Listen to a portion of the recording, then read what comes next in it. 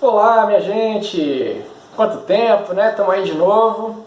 Mais um vídeo aqui para vocês. Esse vídeo, pessoal, tem relação com o ciclo 3 e vai ajudar nas atividades 1 e 2, tá? Do ciclo 3. E é o mesmo tema que a gente tem falado aqui desde o último vídeo sobre a Revolução Francesa, tá? Então a gente vai dar continuidade. A gente já viu que a França tinha aquela sociedade do antigo regime, com o rei absolutista, com o privilégio do clero e da nobreza, né? O primeiro estado, o segundo, que eram privilegiados, e tinha o terceiro estado, que era a maioria, todo o restante da população, que não tinham os mesmos privilégios e estavam insatisfeitos. Pois bem, vimos também que o rei ele fez aquela Assembleia dos Estados Gerais, convocou os 3 estados, mas o voto era por estado e não por cabeça. Sempre privilegiava o primeiro e o segundo. O terceiro estado não gostou disso. O que ele fez? Montou uma assembleia própria, Assembleia Nacional, para fazer uma nova Constituição. O rei, então, não gostou nada disso, manda fechar essa assembleia e aí começa a tal da Revolução. O povo vai para as ruas, revoltado, toma a Bastilha e aí o rei tem que aceitar essa decisão do terceiro estado e a França passa a ser então uma monarquia constitucional, em que tinha o rei, mas o rei agora sem os seus poderes, ok? E quem se deu bem nessa história toda foi a burguesia francesa. Pois bem, o rei, a gente viu que o rei não gostou muito dessa história, ele se alia a países estrangeiros e a setores descontentes da própria França e faz uma rebelião contra a própria França, né? E então os franceses conseguem se defender, esse movimento, esse levante não vai à frente, e mais do que isso, o rei percebendo que não ia dar muito certo, que perdeu, ele tentou fugir na calada da noite, foi reconhecido e foi preso. Agora, com o rei preso, a França passa a ser uma república, que foi conhecida como Convenção Nacional, que a gente viu no último vídeo, que tinham aqueles 3 partidos principais. Os girondinos, que era a alta burguesia, ficavam mais à direita. Os jacobinos, que eram os mais radicais, ligados aos setores populares, eles ficavam mais à esquerda. E tinha a planície, que ficava no centro. Quem tivesse no poder, se fossem os girondinos, apoiava os girondinos. Se fossem os jacobinos, ficavam do lado dos jacobinos.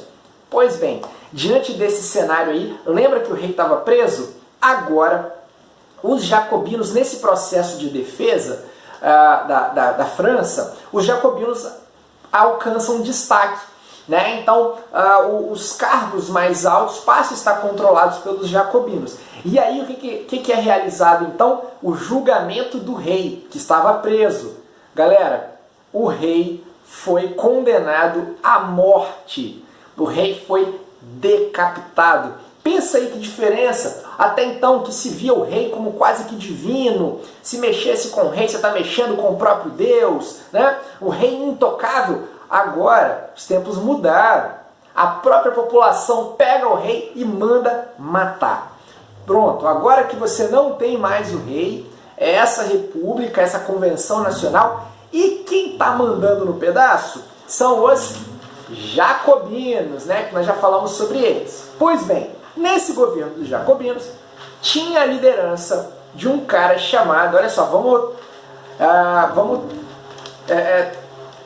testar bastante aqui o nosso francês, hein? Ó, o Robespierre, tá? Perceba aqui a arte, né? Óbvio que não fui eu que fiz, tá? Créditos aí a minha esposa, que atua nos bastidores. Pois bem, então o Robespierre, como esse líder, cara, dos jacobinos, o Robespierre começa a tomar algumas medidas que interessavam as classes mais populares, como, por exemplo, distribuição de terras aos camponeses. Os populares acharam muito legal. Acabar com a escravidão nas colônias francesas. Outra medida, o ensino primário passa a ser obrigatório e gratuito. Cara, isso também agradou os setores populares e até mesmo os produtos de primeira necessidade, como por exemplo o pão, e os preços por conta da crise econômica volta e meia subia. O governo do Robespierre e dos jacobinos, eles tabelaram o preço e diziam que não podia aumentar, esses preços não podiam subir. Então, para os setores populares, cara, medidas que agradavam, né? Por outro lado, os girondinos, a alta burguesia, eles não gostaram nada dessa história. E aí, então, o Robespierre, percebendo esse clima de insatisfação, ele monta um comitê e um tribunal para julgar todos aqueles que eram considerados contrários à Revolução, os inimigos da Revolução. E esses caras são condenados, e muitos foram condenados à morte. E por isso que ficou conhecido como período do terror. Porque as pessoas elas eram rapidamente julgadas sem direito à defesa e condenadas à morte. E morte em que, galera? Através da guilhotina. Olha só, o sujeito era colocado aqui, a lâmina descia e decepava a cabeça do sujeito. Muita gente morreu na guilhotina, por isso que é conhecido como o período do terror. Aqueles que eram considerados inimigos da Revolução, que na verdade eram aqueles que eram contrários a Robespierre e ao governo dos jacobinos. E aí a coisa fugiu do controle, de modo que milhares de pessoas foram mortas e até mesmo aliados dos jacobinos, pessoas de liderança marcante como Danton, eles acabaram sendo mortos, acusados de conspirar contra a Revolução.